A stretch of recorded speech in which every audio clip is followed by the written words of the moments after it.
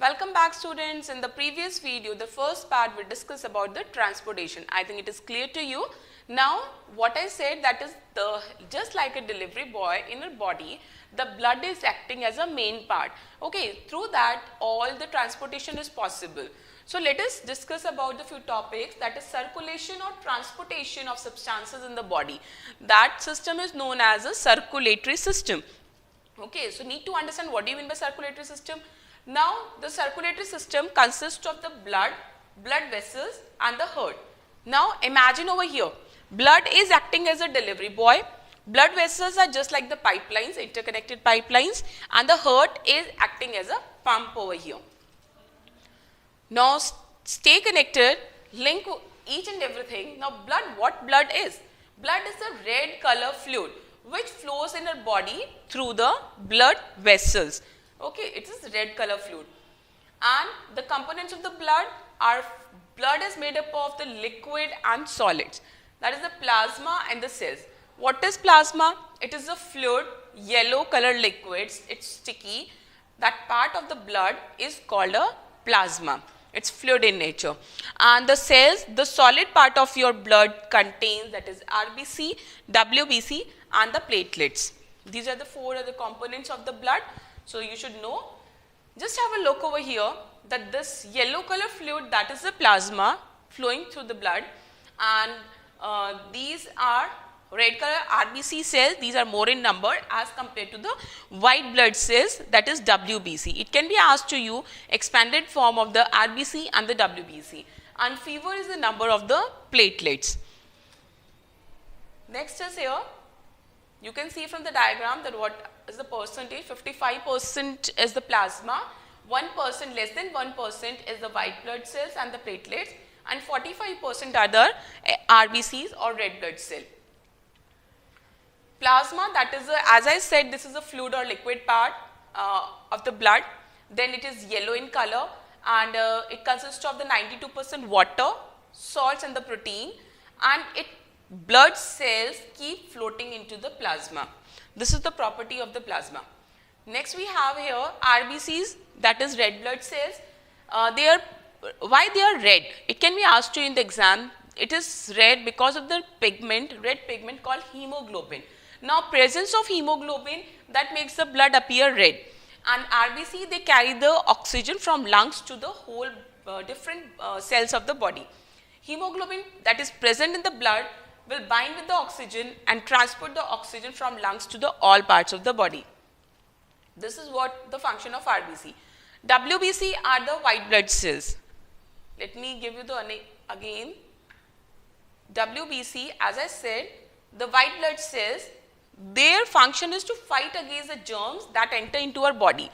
That means germs, they are acting as a antigen. Okay, and our WBC, they help us fighting against the infection, the germs, and they produce antibodies.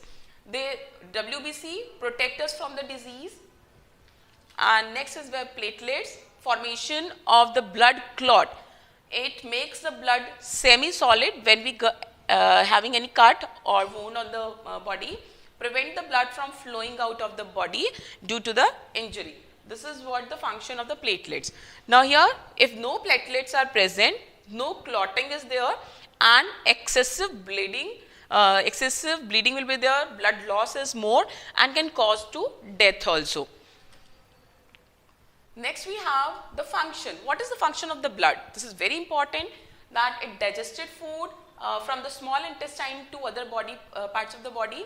Then it carries the oxygen to different parts of the body cells, carries water also, then carbon dioxide and different waste back through the different cells of the body to the lungs, and transport the waste material to the kidney for the removal from the body in the form of urine. And blood protects the body from the diseases. These all are the functions of the blood. Next you can see, as I told you in the beginning, the blood vessels here. These are the arteries, veins and capillaries. The blood vessels, how many types of blood vessels are there? 3 types: arteries, veins and capillaries. Now tube-like structures or pipes through which the blood circulates in the body, they are consistent of the blood vessels. Okay. Then Here oxygen, when we are inhaling the oxygen, it goes to the lungs and then to the heart, and through the arteries it goes to the all cells of the body. This is what when we are inhaling oxygen.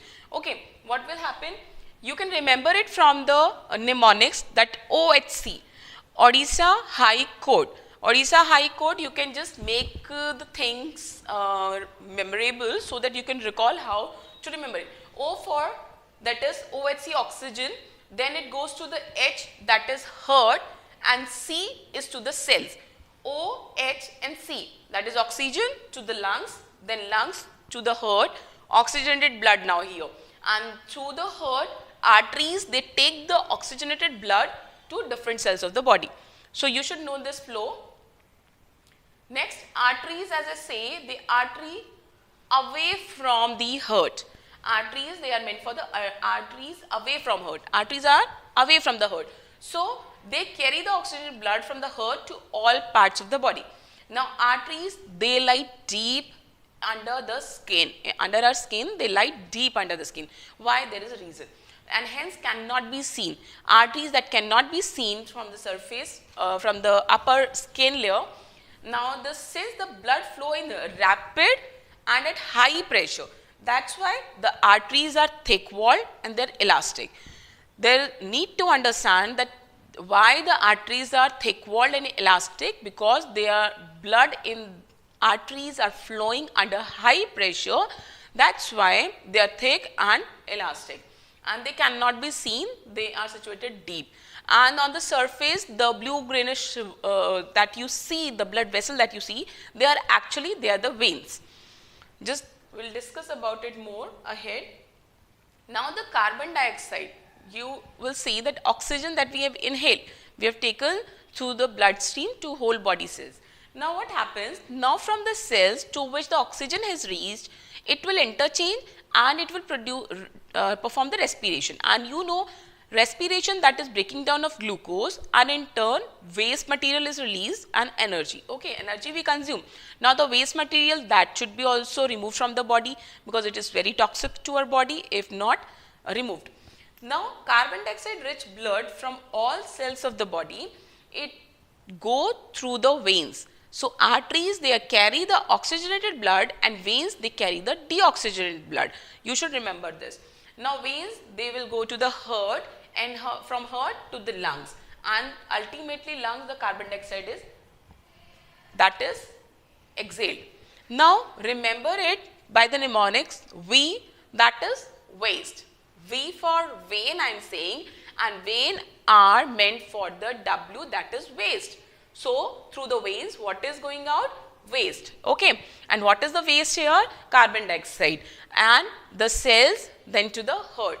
By this way, by making the mnemonics, you can remember the things.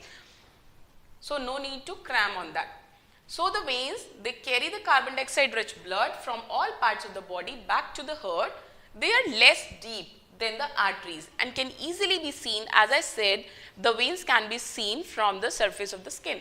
Okay, because they are not deep situated. And secondly, they are the thin walled, because the blood flowing in them, that is flowing at a low pressure. That is low pressure. Okay, and the walls are present in the veins. Why the walls are present? It can be asked to you, because there should not be a backflow of the blood in which the waste is present. That will allows the blood to flow only towards the heart and prevents the backflow of the blood. That's why the walls are present. Next, we have the capillaries. What is the capillaries here? They are the very thin blood vessels, connects the arteries and vein. Arteries and veins, they are connected to each other by the pathway of the capillaries. Now they connect the arteries and veins. They have very thin walls also, and primary function of capillaries is exchange of material. What is the function here? Exchange of materials between the blood and the body cells. As you see over here, from the lungs, the pulmonary vein exception, it will carry oxygenated blood to the heart. From the heart, arteries, that Odisha High Court.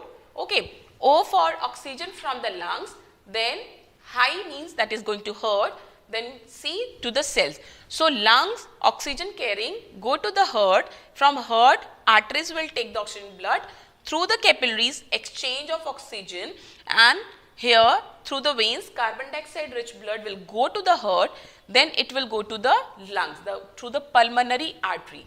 Pulmonary vein having the oxygenated blood, this is exception, and pulmonary artery having the deoxygenated blood. Deoxygenated blood having the carbon dioxide, the waste material. So, and arteries always carry the oxygenated blood, veins deoxygenated blood. So, this you have to remember by that previous mnemonic. That was all about the blood, different parts of the blood and blood vessels. Stay tuned with us with some amazing facts in a few next videos. Thank you.